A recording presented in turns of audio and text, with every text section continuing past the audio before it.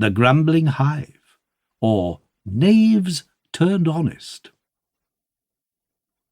A spacious hive, well stocked with bees, that lived in luxury and ease, and yet as famed for laws and arms as yielding large and early swarms, was counted the great nursery of sciences and industry. No bees had better government, more fickleness, or less content. They were not slaves to tyranny, nor ruled by wild democracy, but kings that could not wrong, because their power was circumscribed by laws. These insects lived like men, and all our actions they performed in small. They did whatever's done in town, and what belongs to sword or gown, though the artful works by nimble sleight of minute limbs scaped human sight.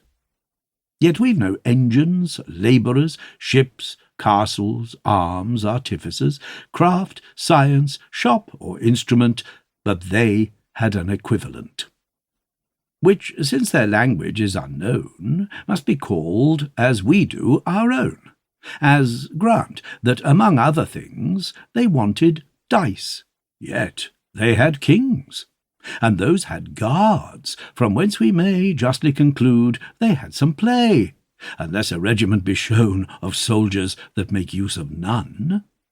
Vast numbers thronged the fruitful hive, yet those vast numbers made 'em thrive, millions endeavouring to supply each other's lust and vanity, while other millions were employed to see their handiworks destroyed. They furnished half the universe, yet had more work than labourers.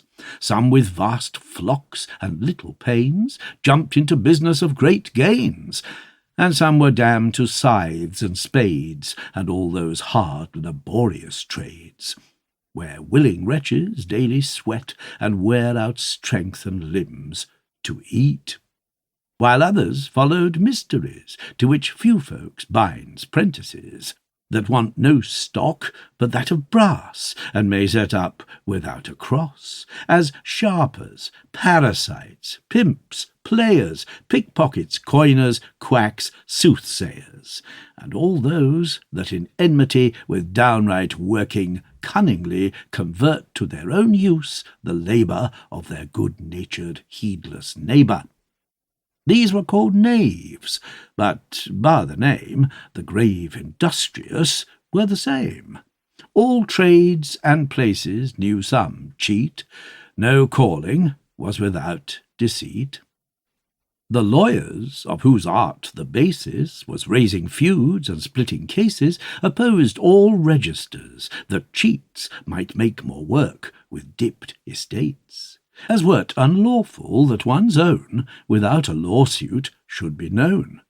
They kept off hearings wilfully, to finger the refreshing fee, and to defend a wicked cause, examined and surveyed the laws, as burglars shops and houses do, to find out where they'd best break through.